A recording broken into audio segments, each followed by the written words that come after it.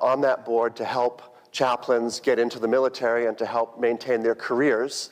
I'm still doing that, working with chaplains. One of the chaplains that my group works with was able to bring Nathaniel into the military as a chaplain. And some of you may know Rob Clark from Warwick, Rhode Island, Cornerstone Church. He's also in our, to use the civilian term, denomination, but it's like a mission board, really, is what it is. And it's called an endorsing agency, and I'll talk a little bit more about that throughout the lecture. My intent here is to make this interactive, and so I'm hoping that you will have questions for me. I've left time at the end for questions as well, because a lot of people aren't really familiar with military chaplaincy and what it's like to be a chaplain. And I also told my wife on the way in, we spent the night at my dad's house in North Andover, and I said to Vera, I said, I'm going to ask the folks if they have any questions for a chaplain's wife. And what does a chaplain's wife do in the military? And so she kind of gave me that stare. She didn't say no, but she gave me that look. I saw it, Vera. But so this is a military missions conference, in case you weren't here yesterday afternoon or evening. Again, my name is Kenn Lawson. Nathaniel will introduce himself to you later. Next slide, please. If we're talking about military missions in the local church, we have to know, what are we talking about? What's the goal? What are the parameters here? What exactly is military missions? Well, as you can see on the screen there, missionary outreach to the military is composed of those called and directed by local churches to minister to troops on or near military bases. Why? For the purpose of evangelism, discipleship, and to see troops participating in Bible-believing local churches. Military chaplaincy is an extension of the local church. It allows pastors to wear the uniform as chaplains and to reach restricted access areas that a regular civilian pastor could not go. Next slide, please. So this is kind of where we're going for the next few minutes. And by the way, if you have a question, just raise your hand or just speak up. But at the end, I am going to leave time specifically for that. So if you look at the chart here, military ministry, and we'll talk about what is military ministry, because it's not just being a chaplain. We'll talk more about that. And specifically for application, how can Salem Bible Church start a military ministry? We're going to talk about that. Okay, military ministry allows outreach from local churches to service men and women in restricted access areas. We talked about that already. Military ministry provides unique opportunities because soldiers, sailors, Marines, airmen are often away from home and are forced to make individual decisions about life and death. And lastly, as you can see, service members may often be in dangerous situations and may be more open to spiritual considerations. This is probably a good time for me to ask the congregation a question. I would like for you to raise your hand if you were ever in the military, or married to someone in the military, or maybe one of your children is in the military, or maybe you were raised in a military home, or just something like that. Just raise your hand. Well, that's almost half the congregation, at least a third. Okay. Vera, why are you raising your hand? Okay. So when I talk about a lot of these things, some of you, maybe you've not thought of these things in a while, but okay, yeah, okay, I wish I'd known that. Okay, next slide, please. This is, these are numbers. I thought that you'd like to see this. I'll let you read it. We're talking about millions of people that are currently in the military, serving either on active duty or in the reserves, Army, Navy, Air Force, Marine, and Coast Guard. So there's a need for military missions. This slide projects only the need for military missions to people that are in the military. But you could add, I don't know, I'll just make up a number, maybe 10 million or more of military veterans. Some of you just raised your hand, all over the country. Military missions is also for veterans as well. Men and women that have served that are now back in communities like Salem. What are we doing as a local church and local churches to reach local veterans in our community? That's also military missions. More about that in a moment. Next slide, please. This is the key slide of the whole presentation. I only have 14 or 15 slides, but this is the key one. These are various types of military missions. I'll start at the upper left-hand corner. Local church outreach to a military base. Now that is obviously guided by geography. If your church, like Salem Bible Church, is not near a military base, does that mean that you can't have an outreach to a military base? Doesn't mean that at all. We'll talk more about that. A servicemen's center. Anybody, I think you mentioned last night, you know what anybody in the congregation know what a servicemen's center is? Peter, why don't you give a shot? USO, for example. Service organization that meets the needs of donuts and coffee for men away from home. Right. The USO is an example of a servicemen's center. There are also specifically Christian-run servicemen's centers that are near bases. You want to talk, Nathaniel, a little bit about, you had some interaction with the servicemen's center in Virginia, didn't you? Yeah, so in Quantico is the only town within a military base. So it's like a little town and then the military base. So within the town of Quantico, it's just like a little main street, and there's one of the storefronts is, some of you saw a brief picture of our little prayer service with some couches and stove, but it's just a little center. They got ping pong tables, they've got a little kitchen area, and there's a gentleman and his wife. They're part of a Christian ministry outreach there, and they have that center there for Marines to go to, and they make meals for them, but they also try and show the gospel, disciple other believers, and they're able to allow me to go in and bring Marines in there and introduce them to the Christian Ministry Center. And it was really perfect. Yeah. Each one of these points here, there's actually a slide coming to go into more detail, but I just wanted to introduce you. This is sort of like the outline for the rest of the talk this morning. So we talked about local church outreach to a military base, servicemen's center. Next one is encourage men to consider becoming military chaplains. I have a story about this. It has to do with Pastor Stringer from Fellowship Bible Church.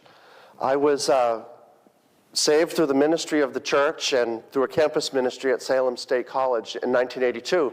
I was an enlisted soldier, got converted to Christ, and then continued my 6 years of enlisted. Just means a basic, ordinary grunt. And so I went to Pastor Stringer and I said, Pastor Stringer, I think that maybe, God is going to use my 6 years as a common soldier to maybe I could go back in the military as a chaplain.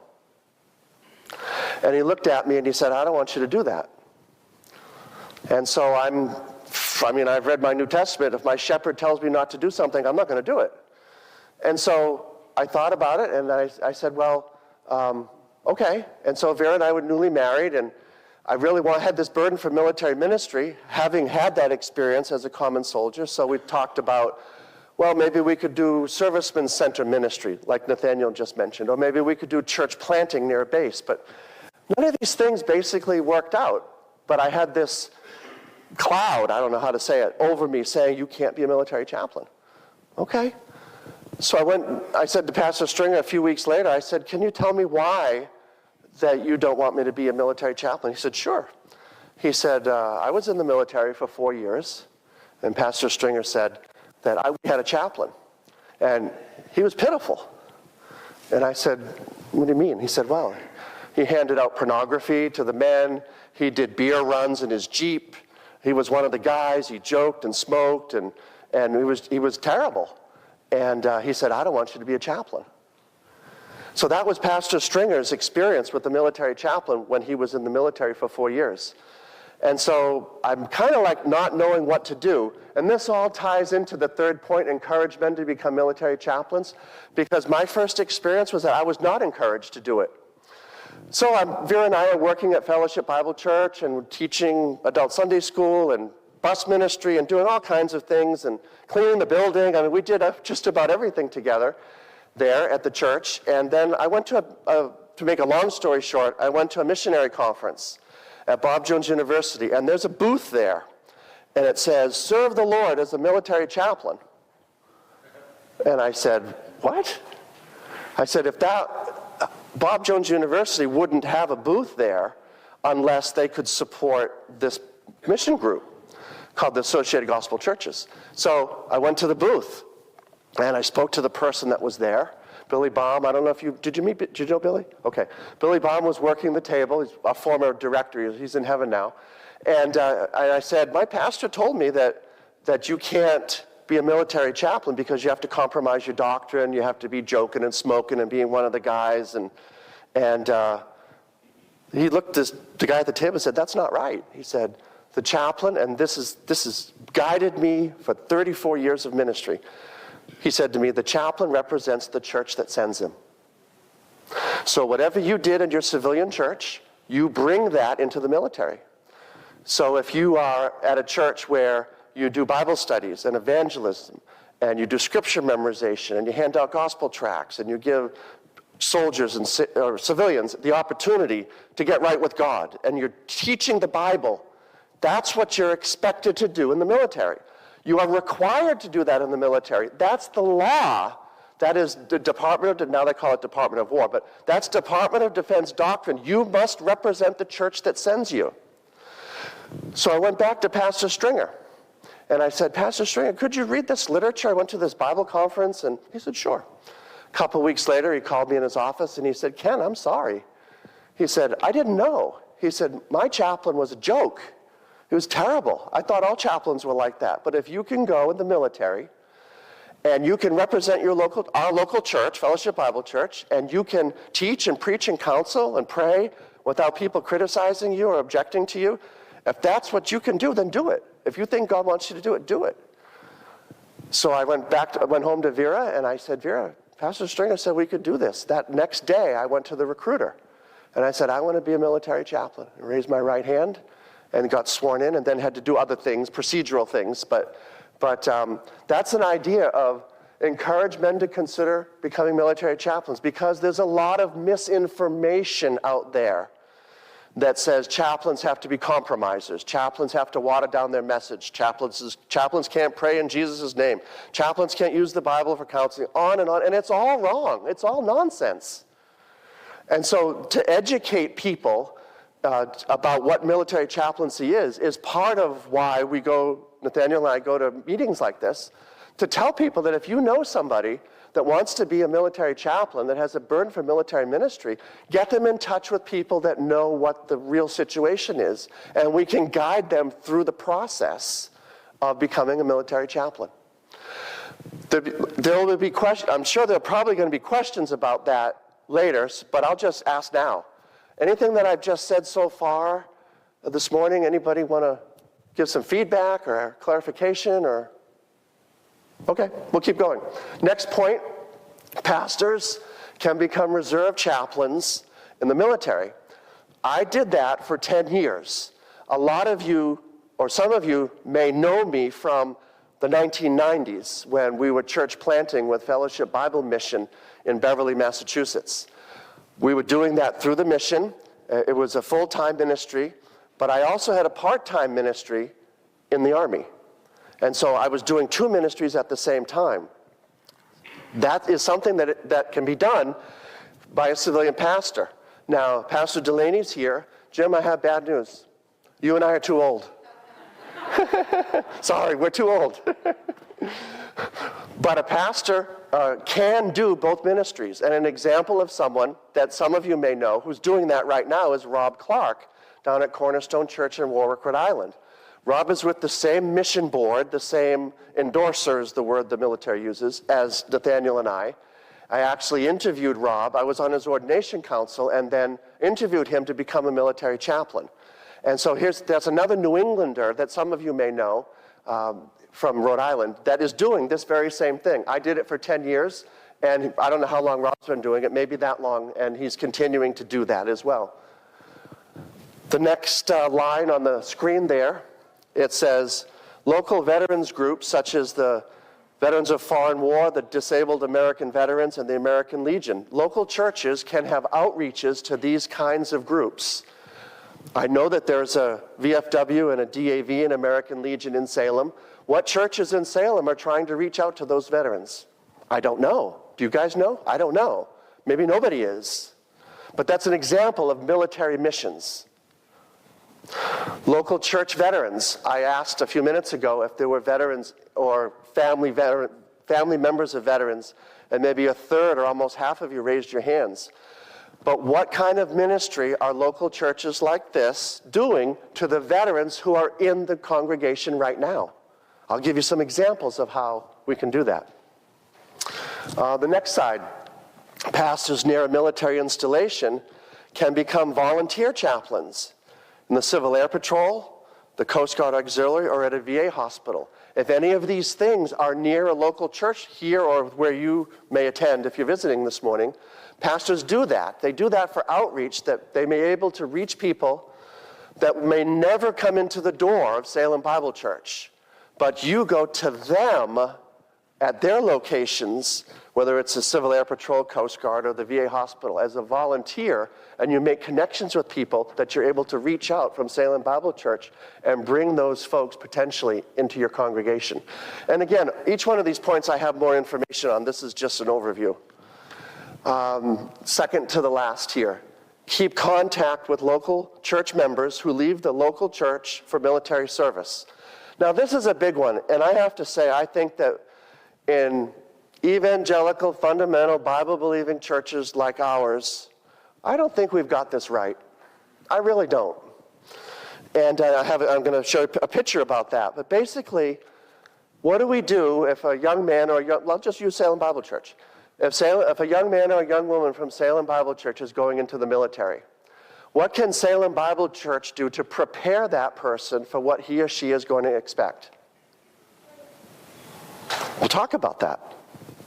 And then lastly, adopt, quote unquote, adopt a military chaplain or chaplain endorsing agency. If you want to have a military ministry at Salem Bible Church, one of the great ways to do that is get connected with a chaplain like Nathaniel, or a chaplain board, and called an endorser, like Associated Gospel Churches, which he and I represent, and Rob Clark too in Rhode Island, to adopt a group like that, to get their monthly letters, to pray over their monthly letters at your prayer meeting, to get involved and have a conference like this, to learn more about military missions.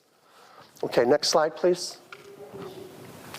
So now we're going to go one by one on all of the points that apply to Salem Bible Church as best as I can tell. Okay, military missions. What can Salem Bible Church do? What can Salem Bible Church do? Well, it tells us here, you know this already, there's no military base anywhere near your church here.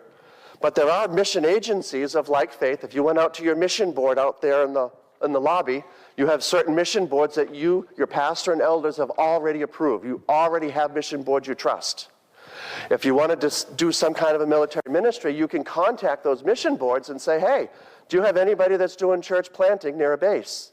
We don't have a base near Salem Bible Church, but the mission board may have someone that you could support in prayer and finances to do military ministry with a church or a church plant near a base.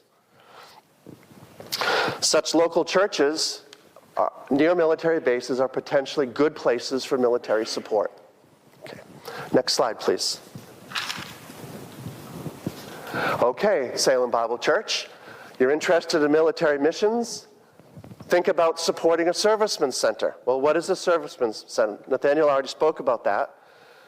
But essentially, they're established near a military base. Their purpose is to provide a safe Christian meeting space off the base, away from the military culture, away from the barracks, away from the negative peer pressure, away from drill sergeants, to have a Christian place of hospitality, evangelism, Bible study, discipleship. Ideally, such a servicemen's center is very closely related to a local church near the base. So if men and women go to the servicemen's center and they're being evangelized and discipled, then that servicemen's center has a van and picks those guys and gals up and brings them to the local church and then brings them back. I've seen that model work several times effectively. At my last assignment at Fort Dix, New Jersey, we had a servicemen's center outside the base. Arlen Davis ran it. Remember, you know Arlen Davis from the AGC? He's reasonably new. But anyway, Arlen Davis ran this servicemen's center at Fort Dix, and it was a home away from home for Christians in the military to get off base, to get a home-cooked meal, and boy, that's popular with soldiers that have to eat food in a mess, chow in a mess hall. Do you know what that means? Food in a cafeteria, day after day after day. Well, it was a great way to reach out to the base. One of the negatives, or maybe the only big negative about a servicemen's center is it's off the base. So somehow you have to get the word on the base that this facility is available off the base, that is a safe space for Christians to grow, as well as seekers to learn more about the Christian faith. Okay, next slide, please. I talked about this already, about encouraging men to become military chaplains. The key thing, I think, is to talk to your pastor and your elders about what that means. It's critical for someone who wants to become a military chaplain to be grounded in the doctrine and theology of their local church, because they're going to get a lot of pressure, a lot of stress from other groups and other denominations, and they have to be well grounded. To be a military chaplain, you have to be a college graduate. If you knew someone that was interested in military chaplaincy from Salem Bible Church or another church, one of the key things to do is that last thing on the lower left, is talk to Salem Bible Church veterans. If you know someone that's interested in military ministry, talk to the veterans and veterans' families that raised their hand a minute ago, because they know the culture, the language, the acronyms, the physical requirements. They know all of that and can be a help to someone who was interested in chaplaincy. There's educational requirements. You have to be a college graduate to apply. And then as you're working on your Master of Divinity degree, you can be what's called a chaplain candidate. You did chaplain candidate, right? Yeah, I did too. Where you actually work under a supervisory chaplain and get the experience of being a chaplain part-time. You must be sponsored by an endorsing agency. Ours, Nathaniel and I, ours is the Associated Gospel Church, and it's basically a mission board. You can't go to the Pentagon, to the Commander-in-Chief's office. You can't go up to President Trump's office and say, President Trump, you're the Commander-in-Chief, I want to be a military chaplain. It doesn't work that way. The government, the United States government, doesn't authenticate or validate religious leaders. Civilians do that. And so a civilian mission board has to form that does a screening, doctrinal statement, and an interview, and then the person is accepted into this group that the Department of Defense, now Department of War, but that the Department of Defense recognizes, so that the government isn't saying you're a chaplain, you're not a chaplain. The government doesn't do that. They've separated those powers. It's civilians that bring civilian clergy into the military chaplaincy. It can't be done without an endorsing agency. And the last part explains that, the last one on the right.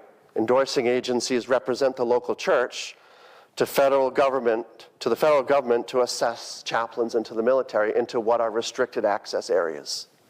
Okay, next slide, please. Okay, military missions, what can Salem Bible Church do? Well, one of the things that Salem Bible Church can do is to recognize veterans within the congregation. For example, a lot of churches like this one, ones of like faith to Nathaniel and I, have brief recognitions of veterans on Memorial Day and Veterans Day. I don't know if Salem Bible Church does that. Memorial Day or Veterans Day, is there a moment when the pastor or the person doing the announcements will say, if you're a veteran, would you please stand up? I don't know if you guys do that. But it is a way to recognize this and appreciate the service men and women from your congregation that are veterans and have helped to serve to protect the freedoms that we enjoy. I've often seen on these type of recognition Sundays that some of the veterans from the congregation will actually stand up in their pew or come to the forward and say, you know, I served such and such, and I was here and there, and God saved me in the military, or I was a Christian in the military, or I became a Christian after the military. But it's all really interesting stuff. But it recognizes that you are appreciating veterans, and it's a type of military ministry that you can have right in your local church. Doesn't cost anything. Okay, here's some outreach kinds of things on the screen on the right-hand column. Churches like this can consider having an annual lunch near Memorial Day or Veterans Day with families, and patriotic Christian music, and a devotional, and as an outreach attempt Devotionals like that could typically be related to one of the military leaders in the Bible, and there are lots of them. It's an opportunity to invite local veteran groups to come to Salem Bible Church. You might have veterans that live in this community at the VFW or the DAV or the American Legion that might never set foot in Salem Bible Church unless you as a veteran or a veteran spouse invite them. But are you doing that? I don't know. But it's a way you could develop a military ministry here at the church. Okay, next slide, please. I keep saying next slide, and they turn, but I don't see anybody on the balcony. I don't know how this is working, but thank you, wherever you are. Oh, I just saw a hand. Okay. Okay. Okay, Salem Bible Church, here we go. This is a little bit more detail of what I was alluding to. What can Salem Bible Church do to start a military ministry, military missions idea? Adopt local veterans groups such as the VFW, the DAV, the American Legion. These are groups in the area that are needing spiritual help. A lot of these guys and gals have been emotionally and spiritually and sometimes physically wounded. And the answer to their total healing, as we mentioned in the sermon illustration last night, to make a person whole, more whole than they've ever been before, is Jesus. He's the ultimate healer. He's the peacemaker. He's the reconciler. He's the one who washed away our sins. He's what people need to know. And so here we see there are local veterans groups that are in need of people like you, if you're a veteran here, to go to them and reach out. For example, in the right-hand side in the middle, it says, such groups are typically respectful of the role of a chaplain and are often in need of what they would call a religious person to be their volunteer chaplain. That means you don't need to be an ordained pastor to be a chaplain for the VA or for the VFW or for the American Legion or whatever group, the DAV. There are volunteer positions where you can just go, wear a little badge that says chaplain, and you represent that group as a chaplain. Guys and gals will come to you for counseling and for advice. It's a way to outreach. So if you're a veteran and you attend Salem Bible Church, think about how you can be part of a military ministry by getting involved and reaching out to these groups in the area that don't have chaplain support, with guys and gals that typically don't go to church, but you could be their volunteer chaplain to bring them to Jesus and to have Salem Bible Church have an influence in their life. Okay, next slide, please. What can Salem Bible Church do for military missions? Keep in contact with people who have left the church to go and serve in the military. Now, I met one of the Hipke boys last night who was in the Marines for, I think, 5 years. Is your son here today? Oh, yeah, okay. Hi. Nice to see you again. Glad you came back. Okay, what can Salem Bible Church do for young men and women who leave the congregation because of military service? Well, one of the things, help prepare people about to leave for military service. Well, how do you prepare? I already hinted about this, so I'm going to ask you. How would you prepare if a young man or woman from this congregation came to you and said, I'm thinking about joining the Navy or the Army or the Air Force, and I'm going to be leaving in 6 months, and so you say, oh, let's talk about this. What would it be?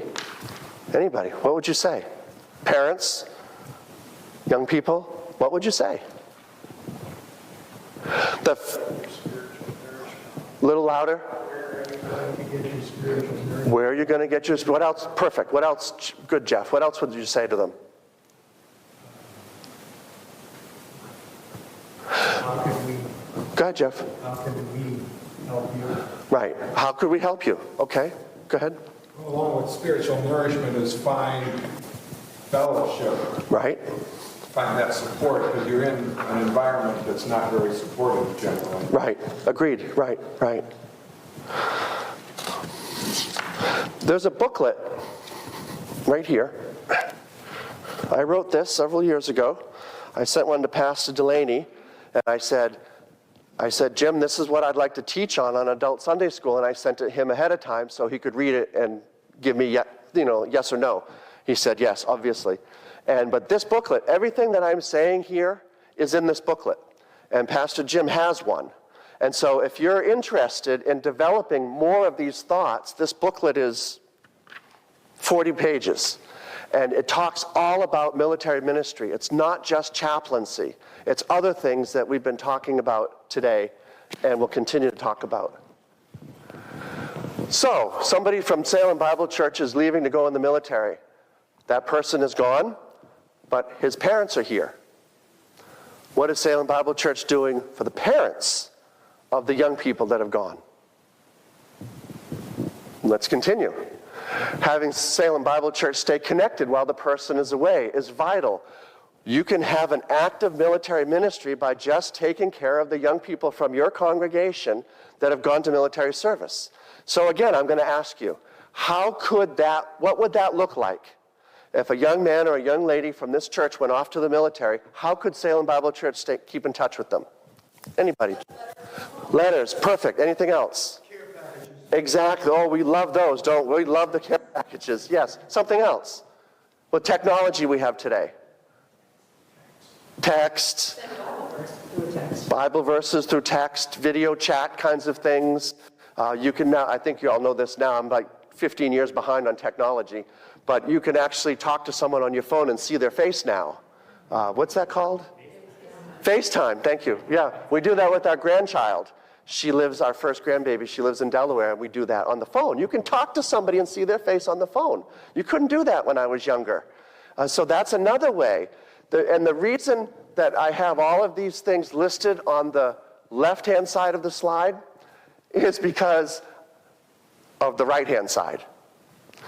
Somewhere around 50% of all military recruits serve only 1 3-year enlistment. Well, then what? What happens to them then? Then they return home changed. What can the local church do to reintegrate these veterans back into the local church? The preliminary answer to that we just talked about the last 3 or 4 minutes, and that's everything on the left-hand side. If that's being done on the left-hand side, when that soldier, sailor, airman, marine, Coast Guardsman, a woman comes back, if you've been doing the stuff on that side of the screen, this side of the screen is a whole lot easier because you've never broken the cord. You've always been connecting with them. You've always been praying for them at prayer meeting. You've always been sending packages and texts and email and FaceTime and those kind of things. And that way, when the service person's tour is over, they're coming back and they're just fitting right in. Because in one sense, they never left. Geographically, they left, but in other ways, you've kept in touch. So I have a question for you. This may make you squirm. I don't really care, but this may make you squirm, but let me ask you a question. Don't anybody answer. When young people from Salem Bible Church have gone away in the military, and don't answer this, how active have you been as a church to encourage them? Pray for them. Send them letters, notes, texts, packages. Think about that. And then think about Salem Bible Church members that went away for the military, finished their tour of duty, and then they were lost, whether spiritually or mentally because of things they saw or did. I can't answer that for you, but think about it. It's all part of military ministry, military missions that could happen right here in Salem Bible Church. Next slide, please. What can Salem Bible Church do for military ministry? Adopt a chaplain or a chaplain endorsing agency. Now, as I mentioned a few different times this morning, endorsing agencies serve like a mission board to represent men from local churches who desire to be military chaplains. These kind of endorsing agencies exist because we don't expect the typical civilian pastor of a church, like Salem Bible Church, to know the details of how to accession into the military through the regulations and through the questionnaires, and we don't expect pastors to know that. And so endorsing agencies, groups like the one Nathaniel and I are from, exist to make that possible, to assist local church pastors in getting their young men into the military. Each chaplain must join an endorsing agency that will represent his church to the Department of Defense, or you can't get in. Endorsing agencies, as it says in the upper right, they do all of the administration, paperwork, regulations, et cetera, and it's the government, so you know it's complicated. And when troubles arise during their career, the endorsing agency is there to support that chaplain. And I know, Nathaniel, you may or may not want to talk about some of the things that you've experienced in your career. That's up to you. But there are times when the endorsing agency has to come, and I have seen the directors of our endorsing agency when a chaplain was told by a senior liberal chaplain, you can't pray in Jesus' name. And the chaplain said, well, yes, I can. That's how I pray in my church. Well, no, you can't do that here. He said, well, I'm sorry, but that's not right. So the chaplain gets disciplined, saying, you're not praying in the way that the senior supervisory chaplain said. But that supervisory chaplain was wrong. Every way you look at it, upside down and turn it backwards, he was wrong. But what's that junior chaplain going to do to his superior? Nothing directly. He's going to go this way to his endorsing agency, to his mission board. And then that mission board comes and slams that supervisory chaplain for violating Department of Defense regulations. So the endorsing agency is a very important part of not only getting chaplains in, but maintaining their careers and assisting them when issues come up. Currently, I serve on the board of the Associated Gospel Churches, and we have about 140-ish or 50 maybe chaplains at some point either are sessioning in or getting ready to retire and active duty and reserves. And then the endorsing agency is a key point in military ministry as a chaplain, because as it says there in the lower right-hand corner, endorsing agencies serve the chaplains and the local churches that send them into the military. The chaplain is now not out on his own. He's representing the local church that sends him, and the endorsing agency does all the administration and all of the support and the technical resources to make that person be able to function in a military culture. Please. Are there actually other endorsing agencies like yours and Daniels? Or are you like alone as far as the evangelical? There are, last I heard, 240 or 250 endorsing agencies. And it's I was talking to Peter about this morning. It's similar to this. If you open do they still have phone books? You know, yellow phone books? No, okay, sorry. You can tell I've been in a different culture for like 3 decades. But remember the old yellow phone books? If you opened the yellow phone, or if you went on the internet and you typed in churches, Salem, New Hampshire, you would get a whole list of churches. You'd get the good, the bad, and the ugly, all in that list. Well, that's the same as in the chaplaincy, because the chaplains only represent what the civilian society is like. And so to answer your question, are there endorsing agencies like ours that exist in that 250? Yes. Yeah, I would say, I don't know if you know any more than I do about this, but there may be 4 or 5, maybe, that are very similar. More or less, yeah. Yeah. About them, would they be equal, like 140? No, they're all much smaller. They're much smaller, yeah. Mm-hmm. That's 5 minutes. Trapdoor? Okay. This is actually great. I'm just about done. Okay, next slide, please. So I pulled this off the AGC website. I'll give you a chance to look at that. Some of this I've already talked about, but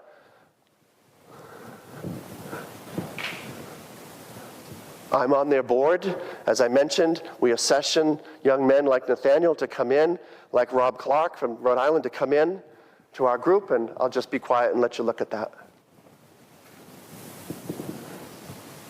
So what is the year it was founded? Yeah, 1G, 3G. My notes say 1939. I don't know what happened there, but yeah, 1939, right before World War II. The AGC was founded. And this is a whole story in itself, but I'll just give it the super condensed version. If you wanted to be a military chaplain as World War II started, you had to join either the National Council of Churches, which was still is an apostate Protestant broad ecumenical denomination, or you had to join the Roman Catholic Church, or you had to be a Jewish rabbi and join the Jewish endorsing agency. Those were the 3. But young men from churches like here that wanted to become military chaplains could not in good conscience join any one of those 3 groups. So the Associated Gospel Churches was formed in 1939 after a lot of prayer and a lot of visits to the Department of War at the Pentagon back then, and broke that monopoly that the Protestant liberals, the Roman Catholics, and the Jewish folks had. So there was now a fourth way to get into the military. It was through the AGC. So the AGC broke that stranglehold of Protestant liberalism, Roman Catholicism, and Judaism to get Bible-believing men into the chaplaincy for World War II. There were about 40 World War II veteran chaplains from our endorsing agency. Only one that I know of was killed in World War II 3 days after D-Day in France. The organization's been functioning since that time with the same doctrinal statement, same functioning principles. Next slide, please. Okay, so let's review. This is what we've talked about already. What ways can Salem Bible Church develop a military ministry? We already talked about all these in detail, but we're just reviewing. You could potentially, if you wanted to do military ministry here, you could support a church or a church plant near a military base. If you wanted to find out where those are, look at the mission boards you already support and ask them if they know of one. If you don't know of one, ask me or Nathaniel, we'll help you. Or I will send you to our endorsing agency, which could help you. Support a servicemen center near a base, if that you're so inclined. You could encourage men to become military chaplains. Recognize veterans within Salem Bible Church in various ways we talked about. Reach out to local veterans groups here in the Salem area. Keep in contact with Salem Bible Church people who leave the local church for military service. And lastly, you can adopt a military chaplain or a chaplain endorsing agency. We have monthly letters that we send out that you can pray over. We send out a letter once a year to churches around Veterans Day typically and say, would you like to give a one-time, once-a-year donation to the Associated Gospel Churches so that men can still pursue military ministry? So there are different ways that Salem Bible Church, even though you're not near a military base, you can have a vibrant and active military missions program in your church. And the leaders of that would be the veterans in the church under the leadership of the pastor and elders. Okay, I'm just about done, but I think we have a couple of minutes for questions, comments. And remember, Vera's here if anyone has a question for Vera. Yes, Peter. One of the things that we all face as believers is perhaps going to a funeral, being associated with a funeral, and we meet a family member there, and they say words to the effect, he's in a better place. What's your answer? Well, I'm not sure how that relates to military ministry, so I'm going to ask Pastor Delaney to answer that. No. I get that all the time. My mom passed almost 5 years ago. She's not a Christian, and I wasn't raised in a Christian home. My siblings aren't Christian, and Dad and my brother and sisters, oh, Mom's in a better place. What do I say? You know, I don't have an answer, like that's my automatic answer, but I do often respond like, how can you know for sure? Like, you're saying that, Peter, in such confidence that your deceased, whatever, friend, relative, cousin, is in a better place. How do you know it's a better place, Peter? What's that better place like? How do you get to that better place? That's how I have answered that. I've kind of answered that statement when I hear it with questions. Because if I said, well, how do you, that person isn't in a better place because they weren't a Christian and they're doomed and damned and destroyed and they're in eternal torment. How am I going to evangelize that person if I've just offended them? So I poke them with questions. I poke them and say, what do you think about that? How does that work? How do you know it's better? How do you know if somebody dies that it's not a worse place? How do you get to the better place? Does that work? I mean, that's worked for me. Tough question. Glad I answered that for you, Jim. Or, Any other questions? Well, if you have questions, I want to end on time. If you have questions, I'm going to be around all day. Nathaniel's going to be around all day. So talk to us. You want to pull us to a side and talk about a private issue or something about military ministry? Let us have it. Anything you want to say to close or anything? Okay. All right, I'll close in prayer. You've been a great audience. Great, thanks a lot. Father, thank you for the opportunity to be here this morning. We ask your blessing on the things said and thought, and we know, Lord, that military is an interesting and vital ministry for the next generation of people as veterans serve and then come back to their communities and are citizens and people that serve in churches and that have needs. And we ask, Lord, that you would give Salem Bible Church a burden to do more for military ministry, more for military missions. The opportunity is there. The potential is there. Lord, bless and empower Salem Bible Church. We ask your blessing as we meet to worship and sing and praise and read, and ask your guidance on our service to come. Thank you in Jesus' name. Amen. Thanks, everyone.